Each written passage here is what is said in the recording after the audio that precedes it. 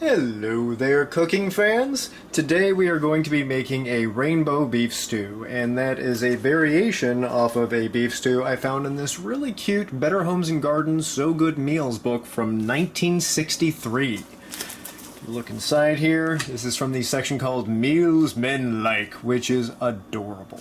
It comes from a different time. We're not going to delve into what issues might have caused them to title it that way, but it's a good recipe. I really like it. So step number one is really easy.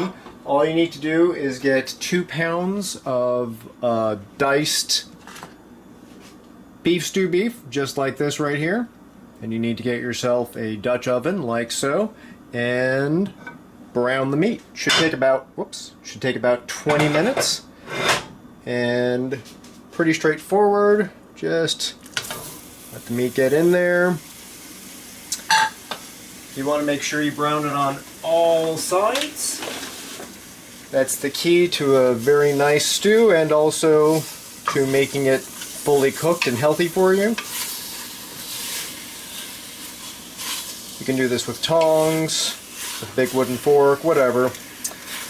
But that's what you need to do to start. That is basically step one. And we will come back in about 20 minutes or so for step number 2.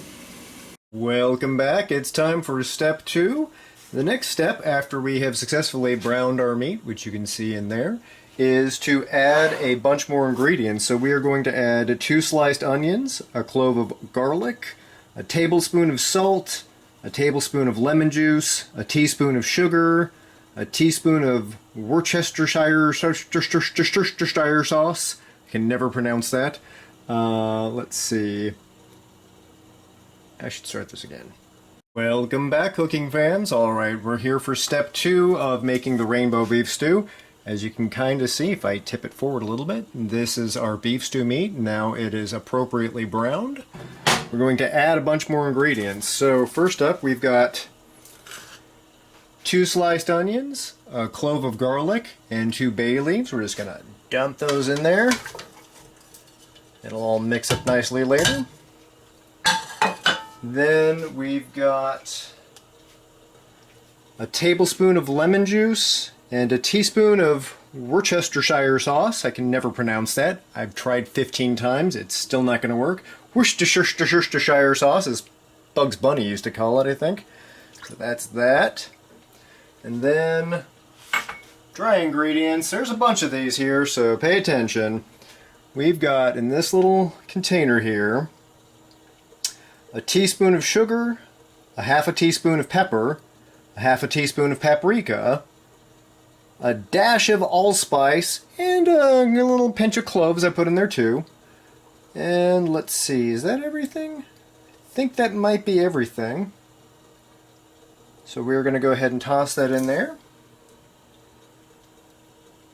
And then last but not least, boiling water, 4 cups. So we're going to add 4 cups of boiling water. You could probably do that at the beginning.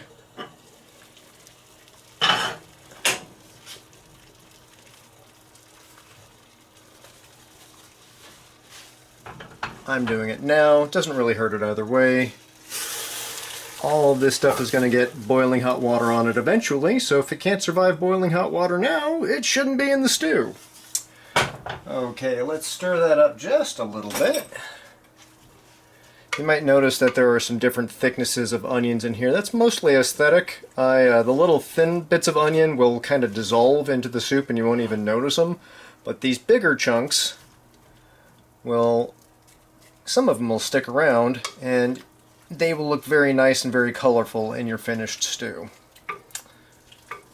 So that we are going to let simmer for about 2 hours. And thankfully, I'm not going to make you stay with me here during that whole time. We'll come back for step number 3 in just a little bit. See you then. Alright, we're back for the next step. This is just putting in the vegetables, and it's a bunch of carrots and a bunch of potatoes. And the official recipe here, I believe, it says 6 medium potatoes and 6 carrots. I always use more of both because I don't know when to quit on things. And I also tend to get really small versions of the vegetables. I don't know why. I just end up not getting the biggest one, so I figure I'll compensate by getting more. So this is like, oh, probably double what that says. Well, it's not 12 potatoes, but it's like 8 or 9 potatoes and probably 12 carrots. So that's what we're going to put in there now. Very simple, nothing complicated, just dumping in ingredients.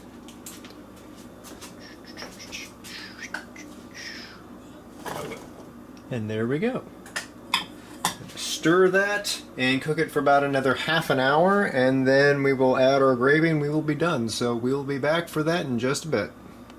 Welcome back to the last step of the rainbow stew making process. This one is also pretty simple. All we are doing is taking off the lid and adding a quarter of a cup of flour and a half a cup of cold water. And you want to shake it up like I have already done in this nice little shaker here. Shake, shake, shake. And then we pour it in.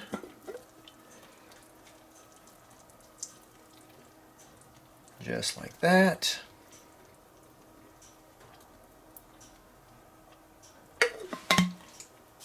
And then, like everything else, we stir. And this time we are going to stay here and diligently stir this for about 5 minutes while it boils and thickens up. And I'm going to do that off camera, and we'll see you in about 5 minutes. And we're back, and here we are about 5 minutes later. Here is our stew, happily bubbling away, and it's pretty much done now. All you have to do is take it away from the heat and serve it. I suggest getting a loaf of French bread or some baguettes, a little bit of butter, something nice to drink, and inviting 6 to 8 friends over because this will feed quite a few people. One thing to note, while you are stirring it, you will want to try and fish out the bay leaves. They are a little bit uncomfortable to try and chew on if you leave them in there, so that's a good idea. The original recipe itself says you want to put the garlic on a toothpick to try and fish it out later, but I've always had the garlic just dissolve off the toothpick, so that's never been an issue. And then if you do not like big stringy onions, I suggest chopping them up into little diced pieces. You are allowed to do that. I happen to like the big onions. I think they look nice, and I also am lazy, so I don't want to chop my onions if I don't have to. Who needs all those tears? But other than those variations, this is pretty much it. This is the rainbow stew. It tastes really, really good. You will have to take my word on it. But that is how you do it. Thank you very much for watching, and if you enjoy the video, please like and subscribe.